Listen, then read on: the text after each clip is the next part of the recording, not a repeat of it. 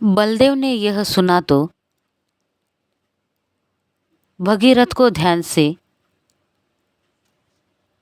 देखने लगा और फिर घुटने पर हाथ मारकर बोला, वाह, बड़ा अचरज है। लेकिन दादा तुम तो बिल्कुल बूढ़े हो गए।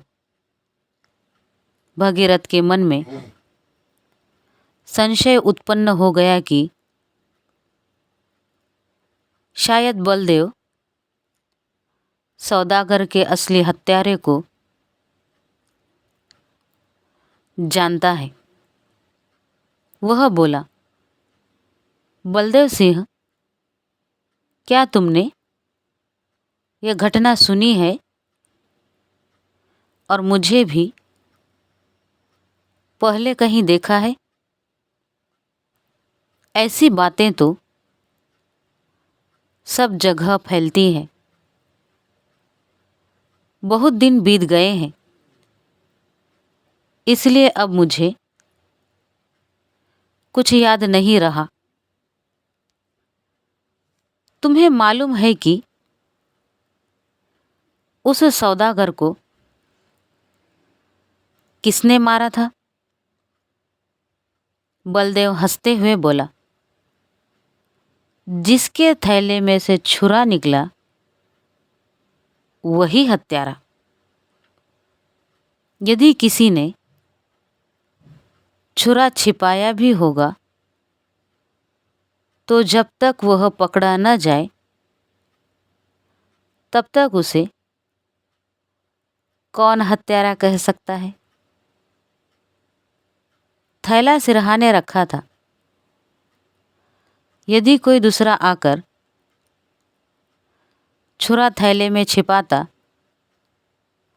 तो तुम अवश्य जाग उठते। अब तो भगीरथ को विश्वास हो गया कि सौदागर को इसी ने मारा है। वह सारी रात जागता रहा। उसका चित्त व्याकुल हो रहा था। उसे सारी पुरानी बातें याद आने लगी। पहले पत्नी की सूरत दिखाई दी, अपने छोटे छोटे बच्चे दिखाई दिए। उस समय वह कितना प्रसन्नचित्त था। फिर वह सराय दिखाई दी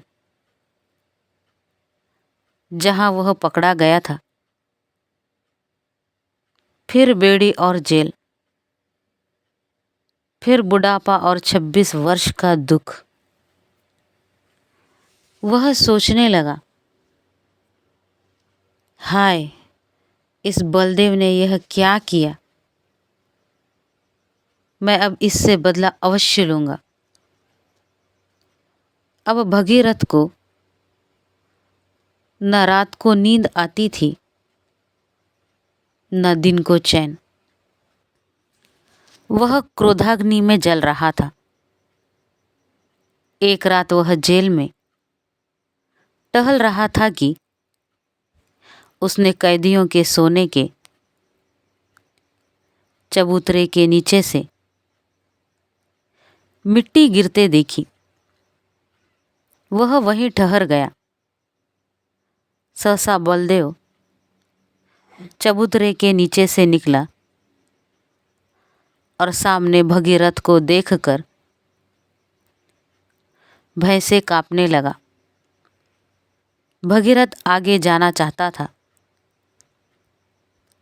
लेकिन बलदेव ने आगे बढ़कर उसका हाथ पकड़ लिया और बोला, देखो, मैंने बड़ी मुश्किल से यह सुरंग बनाई है। बस चुप रहना, मैं तुम्हें भी यहाँ से ले चलूँगा। यदि शोर करोगे तो मैं तुम्हें मारकर ही मरूंगा। भगीरथ क्रोध से कांप उठा और हाथ छुड़ाते हुए बोला, मुझे मारे हुए तो तुम्हें 26 वर्ष हो चुके हैं। रही यह बात बताने की, तो जैसी ईश्वर की आज्ञा होगी वैसा होगा।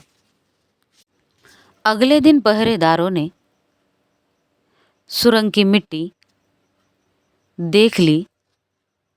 ढूंढने पर सुरंग का पता चल गया। जेल अधीक्षक ने सभी कैदियों से पूछा, लेकिन किसी ने कुछ नहीं बताया। उसने भगीरथ से भी पूछा, बाबा, तुम सच्चे आदमी हो, सच बताओ कि यह सुरंग किसने बनाई है? बलदेव पास में ऐसे खड़ा था कि कुछ जानता ही नहीं। भगीरथ सोचने लगा कि जिसने मेरा जीवन नष्ट कर दिया उसे क्यों बचाऊं? लेकिन हो सकता है कि यह मेरा भ्रम मात्र हो। सौदागर को किसी और ने मारा हो। यदि इसने मारा भी हो तो इसे मरवा देने से मुझे क्या लाभ होगा? तब भगीरथ ने शांत स्वर में कहा, मैं कुछ नहीं बता सकता। आप जो चाहे सो करें। अधीक्षक ने बार बार पूछा, परंतु भगीरथ ने कुछ भी नहीं बताया और बात टल गई। उसी रात बलदेव भगीरथ के निकट बैठ गया। भगीरथ ने उसकी ओर देखते हुए कहा, तुमने पहले ही मेरा सब कुछ छीन लिया है, अब क्या चाहते हो? बलदेव ने भगीरथ के पैर पकड़ लिए और रोते हुए बोला, मुझे क्षमा कर दो। मैंने ही सौदागर को मारकर छुरा तुम्हारे थैले में छिपाया था। मैं तुम्हें भी मारना चाहता था, लेकिन बाहर आहट हुई और मैं छुरा थैले में रखकर भाग निकला। भगीरथ चुप हो गया, कुछ नहीं बोला। बलदेव ने दृढ़ स्वर में कहा, भाई, भगवान के लिए मुझ पर दया करो, मुझे क्षमा करो। मैं अपना अपराध स्वीकार कर लूंगा। तुम छूटकर अपने घर चले जाओ। भगीरथ बोला, बातें बनाना सहज है। 26 वर्ष के इस दुख को देखो। अब मैं कहाँ जा सकता हूँ? पत्नी मर गई, बच्चे भूल गए, अब तो मेरा कहीं ठिकाना नहीं है। बलदेव रोते हुए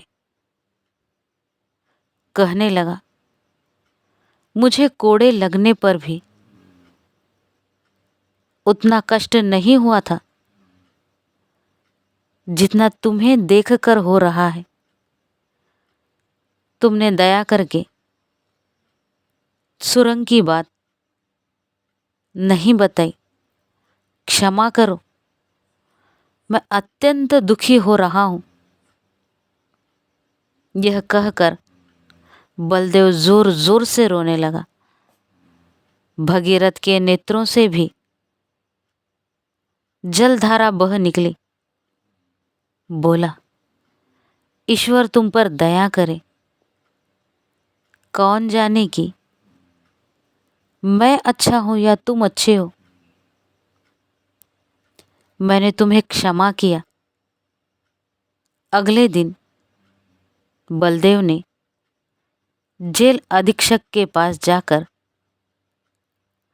सारा हाल कह सुनाया और अपना अपराध स्वीकार कर लिया।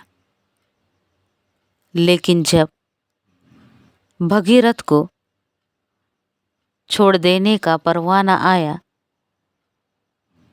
उसका देहांत हो चुका था।